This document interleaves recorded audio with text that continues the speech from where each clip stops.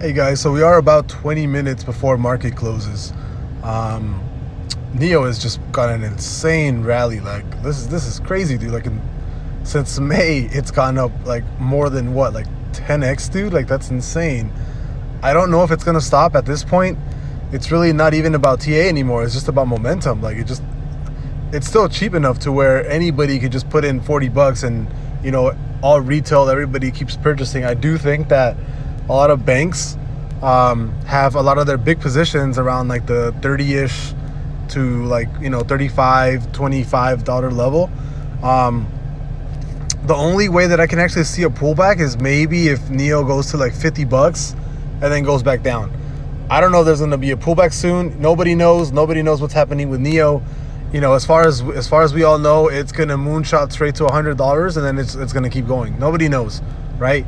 So as far as right now, I have absolutely no clue what's going on with NIO.